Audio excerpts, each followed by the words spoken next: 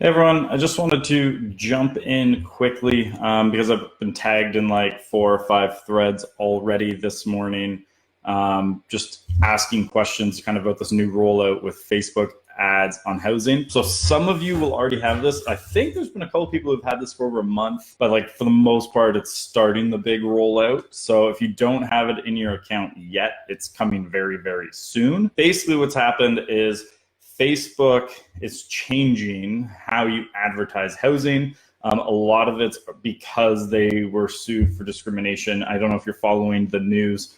Most of this started a couple of years ago when a landlord in Oakland was found running ads for his apartment building, and he was excluding Black people from seeing the ads.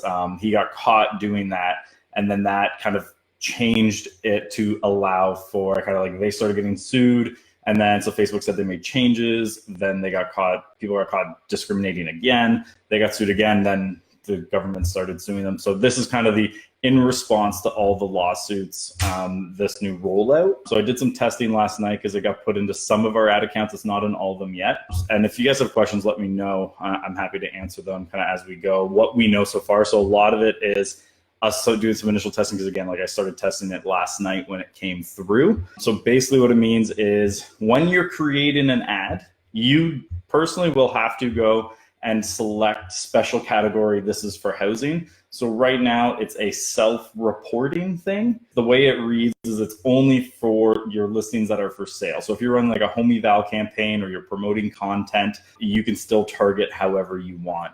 It doesn't have to specifically be around anything else. Right now it appears it's just for your listings. The one variable we don't know is it going to tag non-listing ads as a listing and get disapproved, and are you gonna have to go back and forth on all that stuff?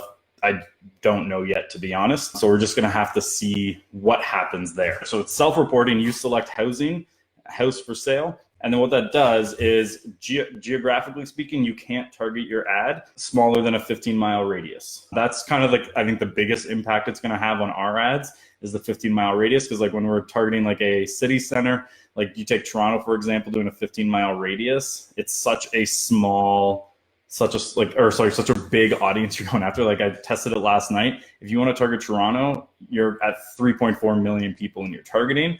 And if you have a smaller budget, it's not great. The other big one there is you can't change the age. So it's just everyone over 18, and that can't be changed. So 15-mile radius, everyone over 18, that's definitely a pain in the butt. Unfortunately, you can't do anything about that right now. They also removed the ability to target by gender, but we never did that anyways. We never found a big difference with gender. I mean, we generally find about 60% of opt-ins would be women, but they're the same cost per lead roughly as men. So we never targeted by gender unless there was like a specific reason, but never for a listing, so it's not a big deal. You can still target by language, again, not a big deal. Now, if you look at the interest targeting, that's where it's interesting too, is you can't exclude anything anymore. Again, not a huge deal. We normally all we do with the exclusions is exclude real estate agents from seeing the ads, but that, again, not a big deal because it's just, I mean, yeah, you'll get a few more opt-ins that are agents kind of watching what you're doing, but it's still such a small subset of the overall one. It shouldn't have a massive impact. If you do a lot of interest targeting, that's going to have a big impact, because now you can barely target anything. Like there's some very, very general one.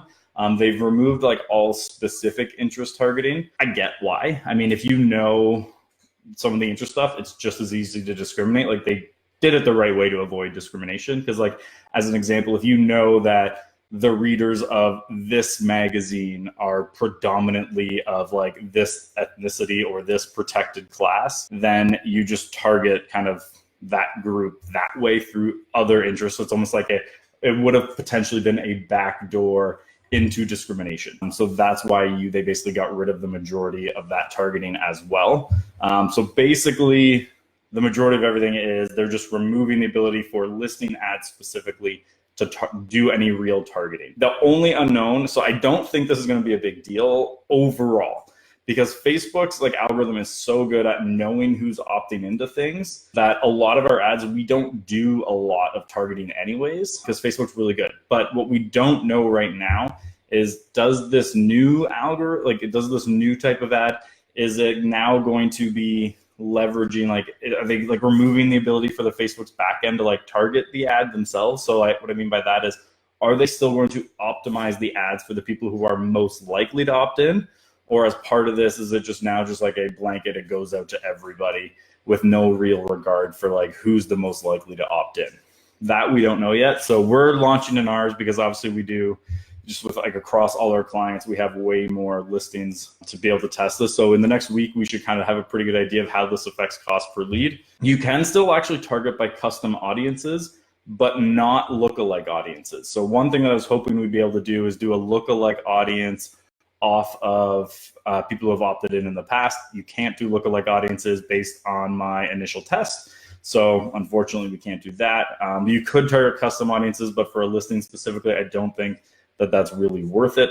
So you can't do that. So basically, at the end of the day, if it's related to a specific listing, you can't do a lot right now. If you're outside of a major city center, it's probably not, you're not going to notice any different results, I don't think. Like as an example, if you're in like anywhere that's, 100,000 people or even lower than that, like if you're in any area where a 15-mile radius doesn't have more than 250,000 people in it, I don't think you're going to notice any change in your results. Anywhere where you're in an area where there's like 500,000, a million plus people, that's where there's going to be a bigger impact on your ads. So like people in Toronto, people in like in LA and New York, that's where you're going to have a lot of issues. You can't target by postal codes, stuff like that. If you have any questions, put them in. I'll get them to answer when I can. And then I will also update everybody with kind of like the results from all our ads that we're running for different clients. I think the biggest thing we're going to see is that this will further make boosting more irrelevant, but I mean, boosting was already kind of irrelevant anyways. It wouldn't surprise me if they drop the most likely to opt-in thing, because that could also be discriminatory. So we're going to see. We don't know exactly how that's going to do it on the algorithm side. Definitely on the targeting side, there's going to be some issues that are coming out of it. But again, we'll be able to test this pretty quick. So like today, we're going to make sure all our ads are running against it, and we'll see what happens. So yeah, I think with your ads for listings specifically, so right now, just as a benchmark, we average about $1 to $5 a lead off a listing. So that's where kind of the benchmark we're looking at before this change. So probably what I'll do is wait another week and then do another test and kind of like update everyone on, all right, before this, we were at $1 to $5 a lead. Now here's where we are now, like a week later, and then we'll do like a month later type of thing, just to kind of, so we have those benchmarks to look at. If you have any questions, let me know. I'll probably be sharing more in the Wheelhouse because I don't like to clutter up kind of my personal feed, but enough people were tagging me that I thought it was better just to put it here.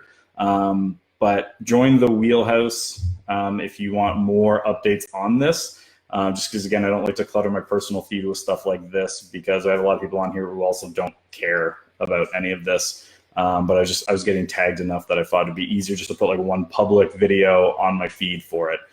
So otherwise, join the Wheelhouse, and I'll put updates on what we're learning in the Wheelhouse. For the members, because I know a few people I saw sign in here in the Wheelhouse Elite, we're going to show kind of a little bit more of the behind the scenes, exactly what we're doing stuff, where we'll just share results in the Wheelhouse. But again, thanks for tuning in, guys. If you have questions, put them in the comments, and I'll try and get to them when we can. Otherwise, join the Wheelhouse if you want to see kind of updates on how those results are looking. And otherwise, I hope you guys all have a great day, and I'll talk to you guys soon.